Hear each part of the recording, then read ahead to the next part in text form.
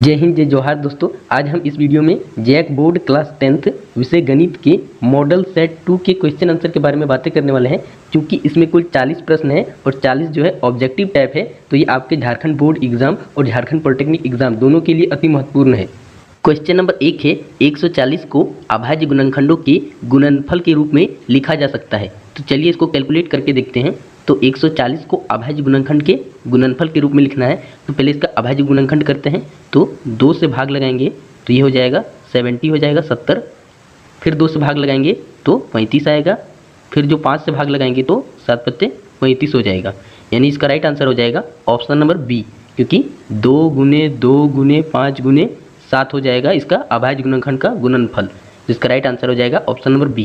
Question number 2 है, किन्हीं दो धनात्मक पूर्णांकों ए और बी के लिए एचसीएफ ए बी का एचसीएफ गुने ए बी का एलसीएम जो दोनों का गुणनफल है वो किसके बराबर होगा। तो इसका राइट आंसर होगा ऑप्शन नंबर सी, दोनों की गुणनफल के बराबर होगा। ये एक जो है फॉर्मूला है कि किसी भी दो संख्या का जो एचसीएफ है और उनका एलसीएम है, उनका एचसीएफ और उनका एलसीएम जो है दोनों संख्याओं के गुणनफल के बराबर होता है। ये एक फॉर्मूला है क्लास 10th के बुक का, ठीक है। तो इसका राइट आंसर हो जाएगा ऑप्शन नंबर सी, ए गुना बी। क्वेश्चन नंबर 3 है, 45 और 160 का एचसीएफ है। तो चलिए इसको कैलकुलेट करके देखते हैं। तो दोनों का पहले अभाज्य गुणनखंड करना होगा। तो 45 का जब अभाज्य गुणनखंड करेंगे तो 3 से लगाएंगे तो ये 15 तिया 45 हो जाएगा, फिर 3 से लगाएंगे तो ये 5 तिया 15 हो जाएगा।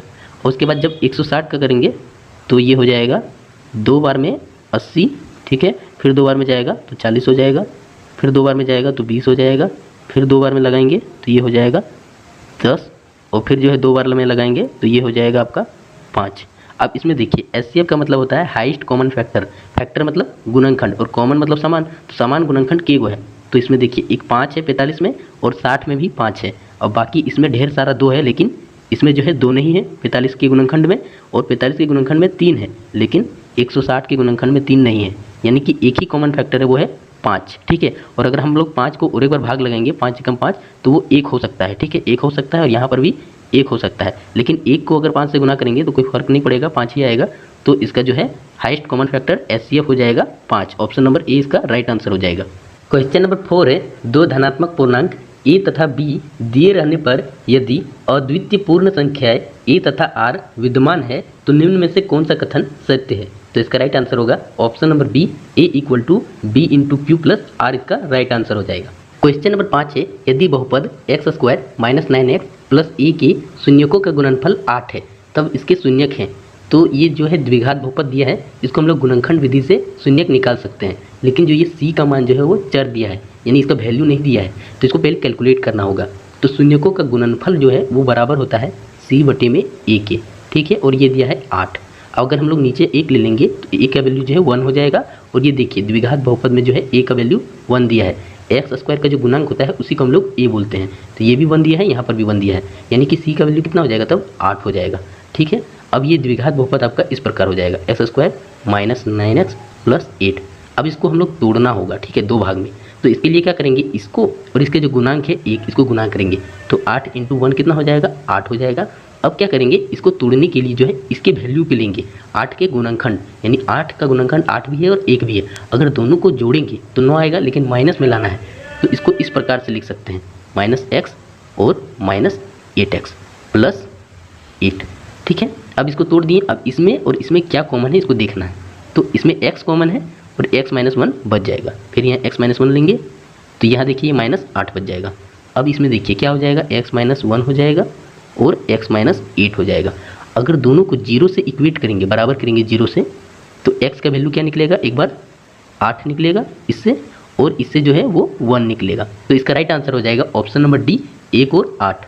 क्वेश्चन नंबर 6 है, यदि अल्फा और बीटा बहुपद x square plus 2x plus 1 के शून्यक है तब 1 बटे अल्फा प्लस 1 बटे बीटा का वैल्यू क्या होगा।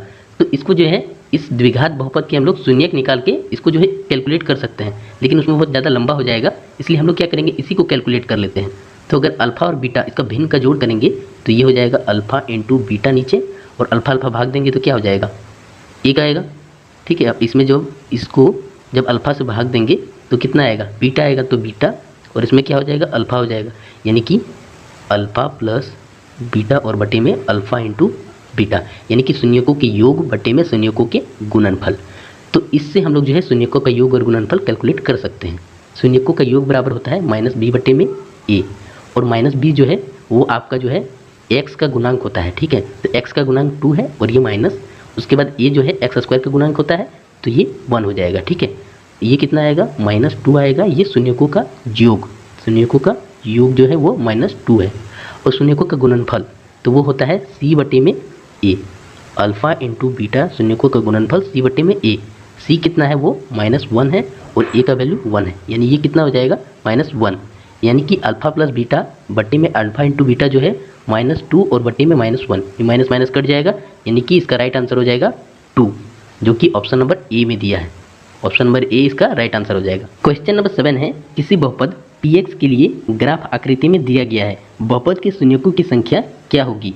तो जो है इसके लिए एक ट्रिक होता है कि बहुपद px का ग्राफ x एक्सिस को कितने बार कट कर रहा है। तो ये बहुपद px का ग्राफ है और ये x एक्सिस को 4 जगह पर कट रहा है, 1 जगह, 2 जगह, 3 जगह और 4 जगह कट कर रहा है, यानी इसका जो है शून्यकों का संख्या ऑप्शन नंबर ए 4 इसका राइट आंसर हो जाएगा। क्वेश्चन नंबर 8 है, समीकरण युग्म a1x plus b1y plus c1 equal to 0 तथा a2x plus b2y plus c2 equal to 0 में यदि a1 बटे a2 इक्वल टू b1 बटे b2 इक्वल टू c1 बटे c2 हो तो समीकरण युग्म का हल होगा। तो इसका राइट आंसर होगा ऑप्शन नंबर बी, अनेक हल होगा, क्योंकि जब तीनों का जो है अनुपात बराबर होता है, a1 बटे a2 बराबर b1 बटे b2 बराबर c1 बटे c2 होता है, तब जो है समीकरण युग्म एक दूसरे के समपाती यानी कि सेम पथ पर होते हैं। तो इसमें जो है हर जगह एक दूसरे को काटती है रेखाएं, इसलिए अनेक हल होता है। क्वेश्चन नंबर 9 है, यदि रेखाएं 3x plus 2ky equal to 2 और 2x plus 5y plus 1 equal to 0 समांतर है तो k का मान क्या होगा। तो ये दोनों रेखाओं का समांतर होने के लिए जो इनके अचरों का अनुपात है वो इस प्रकार होगा, a1 बटे a2 b1 बटे b2 के बराबर होगा, लेकिन c1 बटे c2 के बराबर नहीं होगा। तो इससे हम लोग k का मान निकाल लेंगे। किसे, तो चलिए इसको हम लोग पुट करके देखते हैं a1 बटे a2 और b1 बटे b2 में। तो a1 3 है और a2 जो है वो 2 है, तो 3 बटे में 2 और उसके बाद जो है b1 2k है, ठीक है, और b2 जो है वो 5 है और is not equal to c1 बटे c2 हो जाएगा।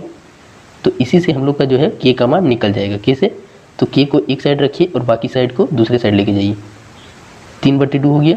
अब उसके बाद 5 जो है भाग में है इधर आके गुना में, और ये देखिए ये गुना में है इधर आके भाग में, तो 5 दिया 15 और 2 दूनी 4, तो 15 बटे 4 जो है वो k का मान निकल जाएगा 15 बटे 4। तो इसका राइट आंसर है ऑप्शन नंबर सी में, तो इसका राइट आंसर हो जाएगा option number C. Question number 10 है, k के किस मान के लिए रेखा युग्म 8x plus 5y equal to 9 तथा kx plus 10y equal to 15 असंगत है। तो असंगत होने के लिए ये दोनों रेखाओं को समांतर होना पड़ेगा, और समांतर के लिए रूल था a1 बटे a2 is equal to b1 बटे b2 is not equal to c1 बटे c2। तो इससे हम लोग जो है k का मान निकाल लेंगे। तो a1 बटे a2, a1 8 है, a2 जो है वो k है, तो 8 बटे में k is equal to b1 जो है वो आपका 5 है और b2 जो है वो आपका 10 है, तो 5 बटे में 10। अब इससे k का मान निकालेंगे तो k को उधर लेके जाते हैं, k अगर यहाँ आएगा तो यहाँ से हट जाएगा, क्योंकि ये भाग में इधर आके गुना में हो जाएगा। अब जो है ये ऊपर आ गया है, तब हम लोग k को एक साइड रखेंगे और बाकी सबको दूसरे साइड लेके जाएंगे, तब जो है ये भाग में हो जाएगा और ये गुना में हो जाएगा k के साथ। तो ये हो जाएगा k बराबर हो जाएगा 8 और ये आ जाएगा भाग वाला गुना में और गुना वाला भाग में, तो 5 दूनी 10 यानी 8 दूनी 16 इसका राइट आंसर हो जाएगा। तो राइट आंसर हो जाएगा option number B 16। Question number 11 है, समीकरण युग्म 5x plus 3y equal to 4 और 3x minus 2y equal to 10 का हल क्या है। तो इसको जो है विलोपन विधि से हम लोग सॉल्व कर सकते हैं, क्योंकि यहाँ पर देखिए ये प्लस में प्लस 3y है और जो ये माइनस 2y है। तो हम लोग क्या करते हैं, समीकरण 1 और समीकरण 2 ले लेते हैं। अब समीकरण 1 में हम लोग क्या करते हैं, बराबर करना है y वाले को, तो क्या करेंगे, इसमें जो है 2 से गुना कर देते हैं और इसको जो है 3 से गुना कर देते हैं, तो बराबर हो जाएगा। तो इसको 2 से गुना करेंगे समीकरण 1 को, तो ये हो जाएगा 10x plus 6y equal to 8, और जब समीकरण 2 को 3 से गुना करेंगे तो ये हो जाएगा 9x minus 6y equal to 30, बराबर हो गया, ये y वाला कट जाएगा, ठीक है, दोनों को जोड़ने पर तो ये कट जाएगा, ठीक है। अब उसके बाद देखिए ये 10x और 9x क्या हो जाएगा, तो ये 19x हो जाएगा, 19x हो जाएगा, और 8 और 30 को जोड़ेंगे तो ये हो जाएगा 38। ठीक है, अब x बराबर हो जाएगा 38/19। इसको काटेंगे तो x आएगा 2। ठीक है, तो x बराबर आपका जो है 2 आया है। तो देखिए ऑप्शन में सिर्फ x बराबर 2 जो है बी नंबर में दिया है, तो इसका राइट आंसर जो है वो बी नंबर हो जाएगा। कोई बात नहीं, हम लोग जो है y को भी कैलकुलेट करते हैं। x जो है वो 2 आया है, अब y को कैलकुलेट करना है, तो x का मान जो है समीकरण 1 में रख देते हैं, तो y भी कैलकुलेट हो जाएगा। x जो है वो 2 आया था, ये हो जाएगा 5 × 2 + 3y = 4। ठीक है, ये 3y = हो जाएगा 4, ये 5 दूनी 10, इधर से इधर जाएगा तो -10, तो 3y = कितना हो गया, 3y = -6। ये 3 और 6 कट जाएगा, 3 दूनी 6 यानी 2, और ये माइनस है, तो y = कितना आया -2, और x कितना आया था 2। तो इसका राइट आंसर हो जाएगा option number B. Question number 12 है, यदि x = a और y = b समीकरणों x - y = 2 और x + y = 4 का हल है, तो a और b के मान क्रमशः क्या है। तो a और b का मान निकालना है, तो समीकरण 1 इसको मान लेते हैं, इसको 2, और विलोपन विधि लगाते हैं, तो x - y = 2 और x + y = 4। ठीक है, ये y कट जाएगा यदि दोनों को जोड़ने पर, समीकरण 1 और 2 को जोड़ने पर, तो ये y कट जाएगा, तो 2x 2x = 4 2 6 हो जाएगा। तो x का मान जो है वो कितना निकलेगा 3, और चूंकि जो है x बराबर जो है वो a के बराबर है। ठीक है, तो ये a बराबर कितना हो जाएगा 3 हो जाएगा। अब जो है x का मान समीकरण 1 में रखने पर तब क्या हो जाएगा, ये 3 - y = 2 हो जाएगा। अब जो है -y = 2 - 3, ये प्लस में जाके माइनस, तो -y = -1, माइनस माइनस कर गया, y = 1, और y जो है वो b के बराबर है, तो b = कितना हो जाएगा 1 और a = 3। तो इसका राइट आंसर हो जाएगा ऑप्शन नंबर सी, 3 और 1 इसका राइट आंसर होगा। क्वेश्चन नंबर 13 है, रैखिक समीकरण युग्म 5x + 2y = 16 एवं 7x - 4y = 2 के हल क्रमशः है। तो इसको विलोपन विधि से सॉल्व करते हैं, क्योंकि वही सबसे सिंपल विधि है। तो क्या करते हैं, यहाँ देखिए ये प्लस में है, ये माइनस में है y वाला, तो y वाला को बराबर करते हैं, y वाला कट जाएगा, x का मान निकल जाएगा। ठीक है, तो यहाँ पर यहाँ देखिए 2 है और यहाँ 4 है, अगर इसको 2 से गुना करेंगे तो यहाँ पर भी 4 हो जाएगा, और इसको ज्यों का त्यों रहने देते हैं। तब गुना करेंगे समीकरण 1 को 2 से, तो ये हो जाएगा 10x + 4y। ठीक है, 4y = 32, 16 दूनी 32। उसके बाद इसको ज्यों का त्यों रहने देते हैं, -4y = 2, ये 4y कट जाएगा, जोड़ने पर समीकरण 1 और 2 को जोड़ने पर ये हो जाएगा 10 और 7 यानी 17x। ठीक है, = 32 2 34, 17 दूनी 34, तो x बराबर कितना हो गया 2। अब x का मान समीकरण 1 में रखने पर, तो ये क्या हो जाएगा 5 × 2। ठीक है, 5x तो 5 × 2 + 2y = 16। अब ये 2y = हो जाएगा 16, और ये 5 दूनी 10 प्लस में है, इधर आके -10, तो ये इसको कटाएंगे तो कितना हो जाएगा 16 में 10 जाएगा तो 6, तो y बराबर हो जाएगा, ये 2 3 6 कट जाएगा, तो y बराबर कितना आया 3 आ गया, और x बराबर कितना आया था 2 आया था। तो 3 और 2 ऑप्शन नंबर ए इसका राइट आंसर हो जाएगा। क्वेश्चन नंबर 14 है, निम्नलिखित में से कौन सा द्विघात समीकरण है। तो द्विघात समीकरण होने के लिए सबको जो है ax² + bx + c = 0 के फॉर्मेट में होना पड़ेगा, जहाँ a का मान जो है 0 के बराबर नहीं होना चाहिए। ठीक है, तो चलिए अगर इसको सॉल्व करके देखेंगे हम लोग, तो ऑप्शन नंबर बी जो है इसका राइट आंसर होगा। कैसे, क्योंकि यहाँ देखिए अगर इसको सॉल्व करेंगे तो ये लेफ्ट हैंड साइड में इधर x² आएगा, और राइट हैंड साइड में x² नहीं है, तो x² बच जाएगा। लेकिन इसमें सॉल्व करेंगे तो लेफ्ट हैंड साइड में भी x² होगा, और जो है राइट हैंड साइड में भी x² आएगा, और दोनों कट जाएगा, तो ऑप्शन नंबर ए नहीं होगा। और ऑप्शन नंबर बी में भी x² लेफ्ट हैंड साइड में भी आएगा, और राइट हैंड साइड में तो है ही, तो ये भी जो है ऑप्शन नहीं होगा, क्योंकि कट जाएगा। ठीक है, उसके बाद इसमें देखिए ये x³ का फॉर्मेट में हो जाएगा, x³ और x² भी आएगा, लेकिन इधर भी x² होने के कारण फिर से दोनों कट जाएगा, तो ये जो है ए, सी और डी नहीं होगा, बाकी ये जो है ऑप्शन नंबर बी बच जाएगा। इसको आप सॉल्व करके देख लीजिएगा, इसका राइट आंसर होगा option number B. Question number 15 है, द्विघात समीकरण के समान या पुनरावृत्ति मूल होने के लिए कौन सा शर्त है। तो इसका राइट आंसर होगा ऑप्शन नंबर बी, डी का मान जो है 0 के बराबर होना चाहिए। डी यानी विविधकर। ठीक है, और विविधकर का मान जो है डी के जो है इसका मान 0 के बराबर होना चाहिए। जब ये 0 के बराबर होता है तो मूल वास्तविक और समान होता है, तो इसका राइट आंसर हो जाएगा ऑप्शन नंबर बी। अगला क्वेश्चन है, क्वेश्चन नंबर 16 है, द्विघात समीकरण x² - 5x + 4 = 0 का विविधकर है। तो विविधकर d बराबर होता है बी स्क्वायर माइनस 4ac। तो b का मान देखिए -5 का स्क्वायर हो जाएगा, तो -5 का स्क्वायर जो है -5 इंटू -5, यानी कि ये माइनस माइनस प्लस और 5 5 25 हो जाएगा। ठीक है, तो 25 माइनस 4 गुने ए जो है 1 है और सी जो है 4 है, 1 है और ये सी 4 है यहाँ पर। तो ये देखिए 25 माइनस ये हो जाएगा चरचरी 16 गुने 1 16 हो जाएगा, 25 में 16 घटाएंगे तो ये हो जाएगा 9 आंसर आएगा, यानी डी बराबर 9। तो देखिए ऑप्शन, हाँ ऑप्शन नीचे होगा, डी बराबर 9 ऑप्शन जो है ऑप्शन नंबर सी में है, तो इसका राइट आंसर हो जाएगा option number C. Question number 17 है, द्विघात समीकरण 3x² - 2x + 1/3 का विविधकर क्या है। तो चलिए इसको कैलकुलेट करते हैं। तो विविधकर d बराबर होता है b² - 4ac। ठीक है, तो अगर इसको सॉल्व करेंगे तो ये हो जाएगा b² - 4ac। तो ये b जो है -2 है, -2 का स्क्वायर यानी कि 4 हो जाएगा, और -4 इंटू a जो है 3 है, और c का मान 1/3 है। 3 3 कट जाएगा, यहाँ गुना है, ठीक है, 3 3 कट जाएगा, और 4 में 4 घटाएंगे तो कितना हो जाएगा 0, यानी d का मान 0 आ गया। ठीक है, तो इसका राइट आंसर हो जाएगा ऑप्शन नंबर ए, d बराबर 0। अब जो है अगला क्वेश्चन देखिए, क्वेश्चन नंबर 18 में समीकरण 3x² - 2x + 1/3 के मूल क्या है।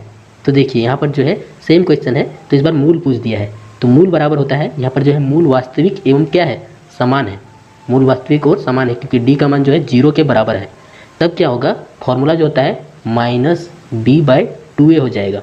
ठीक है, और दोनों मूल जो है समान है तो टेंशन नहीं है, तो -b/2a, तो -b कहाँ है यहाँ पर, तो ये -2 है, तो माइनस और -b है, तो b का मान -2 और जो है माइनस दिया है, और 2 इंटू ए का मान जो है 3, तो ये हो जाएगा, अब ये 2 2 कट जाएगा, ये माइनस माइनस प्लस हो जाएगा, और 1/3 इसका आंसर हो जाएगा।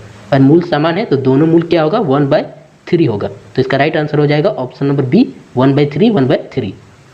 क्वेश्चन नंबर 19 है, यदि द्विघात समीकरण kx² + 4x + 1 = 0 का मूल समान हो तो k का मान ज्ञात करें। तो मूल समान होने के लिए विविधकर यानी d का मान जो है 0 होना पड़ेगा। ठीक है, तो d बराबर जो होता है वो आपका b² - 4ac होता है, ये 0 होना चाहिए।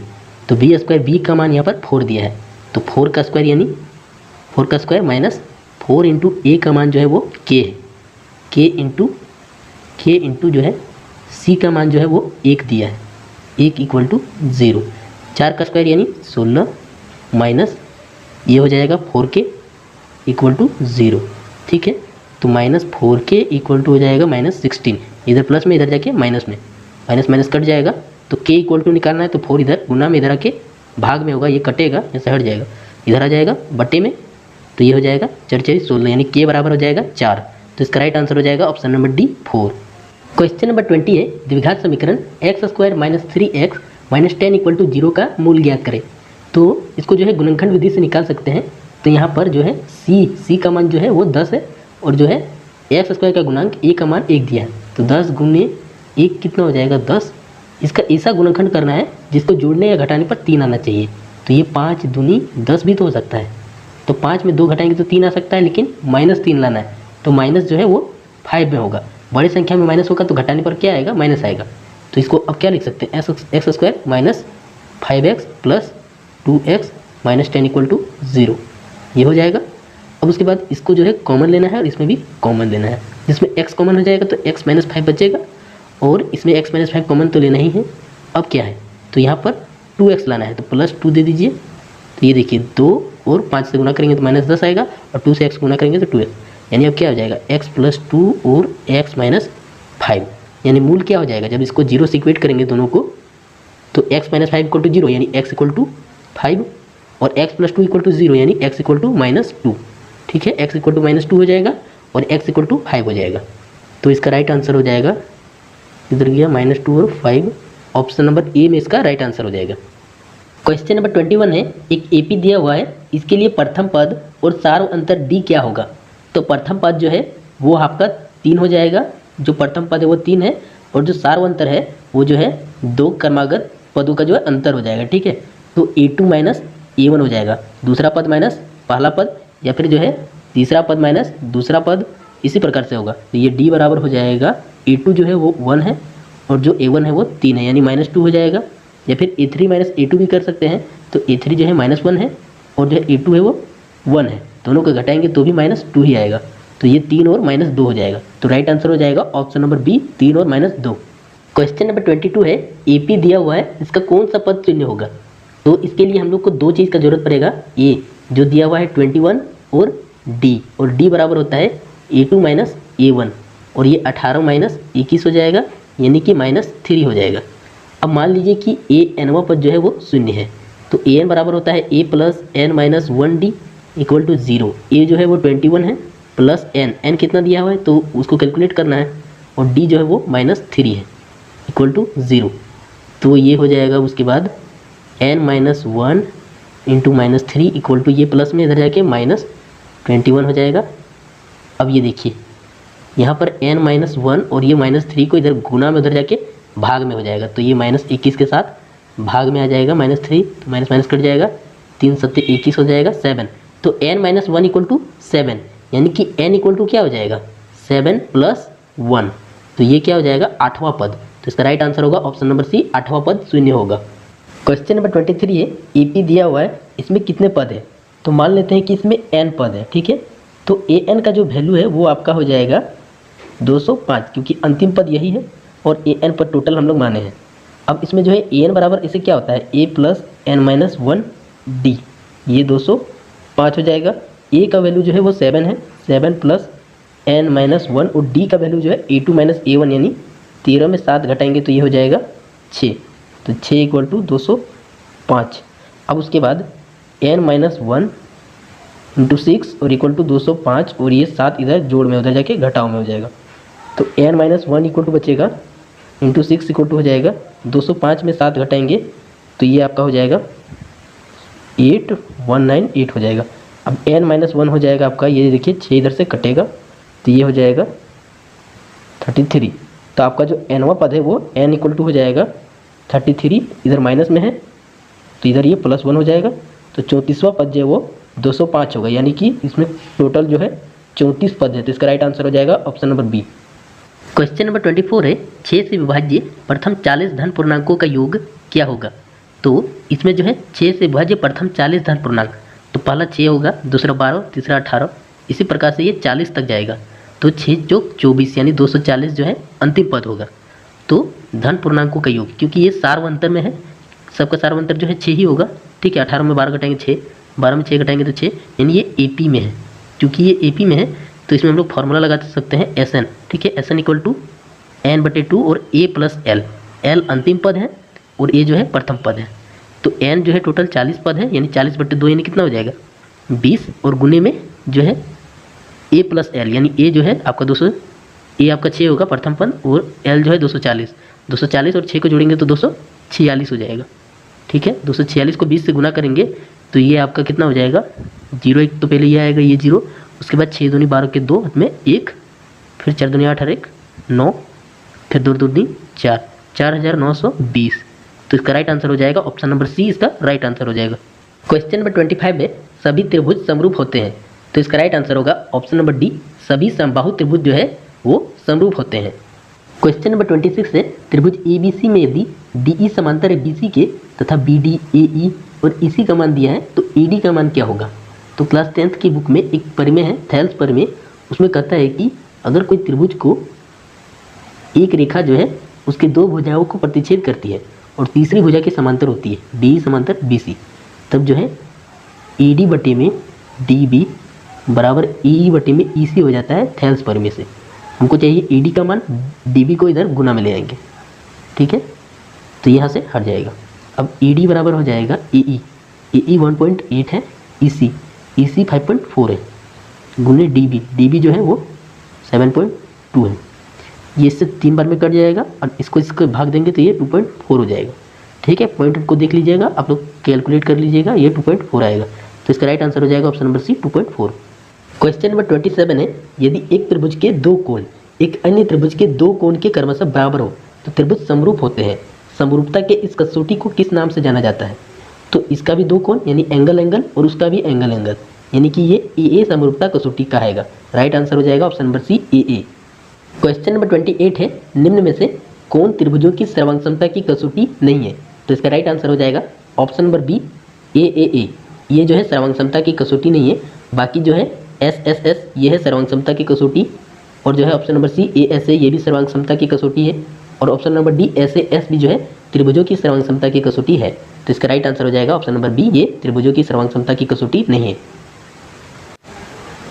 अगला क्वेश्चन है 29 है, दो समरूप त्रिभुजों के क्षेत्रफल का अनुपात बराबर हो तो ये त्रिभुज निश्चित रूप से होंगे। तो इसका राइट आंसर होगा ऑप्शन नंबर सी, सर्वांगसम होंगे ये त्रिभुज, तभी जो है इनके क्षेत्रफलों का अनुपात बराबर होगा। क्वेश्चन नंबर 30 है, त्रिभुज ABC के एक समद्विबाहु त्रिभुज है, ठीक है, जिसके कौन सी समकोण है, निम्नलिखित में से कौन सा कथन सत्य है। तो आइए इसको समझते हैं। त्रिभुज ABC एक समद्विबाहु त्रिभुज है और C समकोण है, ठीक है। ABC एक समद्विबाहु त्रिभुज है और ये C समकोण है। C समकोण है तो ये सामने वाला क्या होगा, ये कर्ण हो जाएगा। इसको A ले लीजिए, इसको B ले लीजिए, तो AB जो है वो कर्ण हो जाएगा, और ये दोनों क्या है, AC और AB क्या होगा, बराबर होगा, ये दोनों बराबर होगा, ये कर्ण है। तो कर्ण का स्क्वायर यानी AB का स्क्वायर बराबर क्या हो जाएगा, AC का स्क्वायर जोड़ BC का स्क्वायर, ये जो है पाइथागोरस प्रमेय से। तो AB का स्क्वायर बराबर जो है AC और BC क्या है, बराबर है। तो इसको जो है हम लोग क्या लिख सकते हैं, AC लिख सकते हैं, AC का स्क्वायर, और BC को भी AC लिख सकते हैं क्योंकि बराबर है। तो ये AB का स्क्वायर बराबर हो जाएगा 2AC का स्क्वायर, 2AC का स्क्वायर, AC का स्क्वायर जोड़ AC का स्क्वायर 2AC का स्क्वायर। तो इसका राइट आंसर हो जाएगा ऑप्शन नंबर डी, AB का स्क्वायर इक्वल टू 2AC का स्क्वायर। क्वेश्चन नंबर 31 है, त्रिभुज ABC में AB 7 सेंटीमीटर, AC 25 सेंटीमीटर तथा BC 24 सेंटीमीटर है, तो कोण B का मान क्या होगा। तो हम लोग डायरेक्ट बोल सकते हैं कोण B का मान 90 डिग्री होगा, क्योंकि ये एक समकोण त्रिभुज बनाएगा। अब कैसे, तो मान लीजिए कि सबसे बड़ा जो है भुजा है 25, ये आपका कर्ण है, तो कर्ण का स्क्वायर जो है ये मान लीजिए आधार है और ये लंब है, इसका स्क्वायर के बराबर होगा। तो कर्ण का स्क्वायर यानी क्या, 25 का स्क्वायर 625, ये बराबर होगा जो आधार हो लंब का स्क्वायर मान लीजिए। तो 24 का स्क्वायर 576 और 7 का स्क्वायर 49, इसको जोड़ेंगे 9 6 15 के 5 हाथ में 1, 7 4 11 1 12 के 2 हाथ में 1, 5 और 1 6, 625 625 बराबर। तो पाइथागोरस प्रमेय से क्या होगा, कोण B बराबर 90 डिग्री हो जाएगा। इसका राइट आंसर हो जाएगा option number C. Question number 32 है, किसी वृत्त की स्पर्श रेखा उसे कितने बिंदुओं पर प्रतिच्छेद करती है। तो इसका राइट आंसर होगा ऑप्शन नंबर ए, एक बिंदु पर, केवल एक बिंदु पर उसको प्रतिच्छेद करेगी, तभी वो जो है स्पर्श रेखा कहलाएगी किसी वृत्त की। तो इसका राइट आंसर होगा ऑप्शन नंबर ए।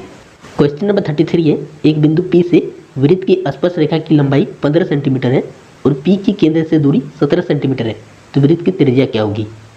तो ये वृत्त है और उसके केंद्र से जो है वो P बिंदु की दूरी जो है 17 है, और एक स्पर्श रेखा है यहाँ से ये 15 है। क्योंकि स्पर्श रेखा त्रिज्या पे क्या होती है, लंब होती है, इसको स्पर्श कर रही है, लंब होती है। तो ये लंब का जो स्क्वायर है, क्योंकि ये त्रिभुज बन गया ये समकोण त्रिभुज, तो पाइथागोरस प्रमेय से ये जो लंब का स्क्वायर है ये क्या हो जाएगा, त्रिज्या r, ये हो जाएगा रूट अंडर में इसका स्क्वायर माइनस इसका स्क्वायर, कर्ण का स्क्वायर माइनस आधार का स्क्वायर। कर्ण का स्क्वायर 289 हो जाएगा, माइनस में आधार का स्क्वायर 225, इसको घटाएंगे तो रूट अंडर 64, और 64 जो किसका स्क्वायर होता है 8 का। तो इसका राइट आंसर हो जाएगा ऑप्शन नंबर डी, 8 सेंटीमीटर जो इसकी त्रिज्या है।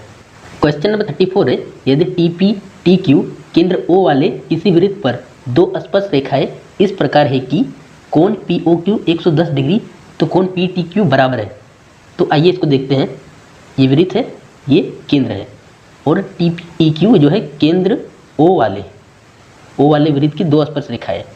तो ये TP हो जाएगा ये स्पर्श रेखा, और ये TQ हो जाएगा ये स्पर्श रेखा, और उसके बाद POQ यहाँ पर जो है 110 डिग्री का कोण है। क्योंकि स्पर्श रेखा त्रिज्या पर लंब होती है, तो यहाँ पर भी और यहाँ पर भी 90 डिग्री का कोण बनेगा। ये त्रिज्या है, ये भी त्रिज्या है, ये स्पर्श रेखा त्रिज्या पर लंब होती है, ये दोनों 90। अब देखिए ये एक चतुर्भुज बन रहा है, ठीक है, तो ये 90 है, ये 90 है, तो 180 टोटल हो गया ये दोनों कोणों का योग। अब चूंकि चतुर्भुज के चारों कोणों का योग होता है 360, तो 180 तो निकल गया, अब बच रहा है 180, तो ये 110 है, तो इसको कितना होना पड़ेगा ताकि 180 आना चाहिए, तो 70 डिग्री। तो 110 जोड़ 70 कितना हो जाएगा 180, यानी इसका मान कितना होना चाहिए 70 डिग्री। तो राइट आंसर हो जाएगा option number B 70 degree. Question number 35 है, किसी वृत्त की स्पर्श रेखा वह रेखा है जो वृत्त को केवल, तो इसका राइट आंसर होगा एक बिंदु पर प्रतिच्छेद करती है। वृत्त की स्पर्श रेखा वृत्त को केवल एक बिंदु पर प्रतिच्छेद करती है। इसका राइट आंसर हो जाएगा option number A. Question number 36 है, 120 डिग्री केंद्र कोण और 7 सेंटीमीटर त्रिज्या वाले त्रिज्यखंड का क्षेत्रफल है। तो त्रिज्यखंड का क्षेत्रफल बराबर होता है theta 360 degree pi R square. Theta जो है वो 120 डिग्री है, कोण का मान 120 डिग्री है, 360 डिग्री, पाई जो है वो 22/7 लेते हैं, आर स्क्वायर, आर जो है 7 × 7 हो जाएगा। ठीक है, त्रिज्या जो है 7 है तो 7 × 7, ये कट जाएगा 1 0 1 0 और 12 × 36 3 बार में, एक साथ से एक साथ कट जाएगा, 22 × 7 154 हो जाएगा और बटे में 3। तो राइट आंसर हो जाएगा option number B 154/3 centimetre square. ठीक है, इसका right answer option number B हो जाएगा। क्वेश्चन नंबर 37 है, एक वृत्त के चतुर्थांश का क्षेत्रफल क्या होगा जिसकी परिधि 22 सेंटीमीटर। तो चतुर्थांश का क्षेत्रफल 1/4 पाई आर स्क्वायर होता है। तो यहाँ आर का वैल्यू नहीं दिया है, इसको कैलकुलेट करना होगा। तो परिधि दिया है 22 सेंटीमीटर और परिधि से क्या होता है 2 पाई आर, तो ये दिया है 22। ठीक है, 2 × पाई का मान 22/7, 22/7 गुने में आर बराबर 22 दे दिया है। ये देखिए 22 से 22 कट जाएगा तो आर बराबर क्या हो जाएगा, ये 7 इधर भाग में इधर आके गुना में, इधर 1 बच रहा है इधर गुना में और ये 2 गुना में इधर आके भाग में, तो 7/2 हो जाएगा। तो यहाँ 1/4 गुने चतुर्थांश का क्षेत्रफल 1/4 पाई आर स्क्वायर, तो 1/4 गुने 22/7 गुने में आर स्क्वायर, आर 7/2 है तो 7/2 गुने 7/2।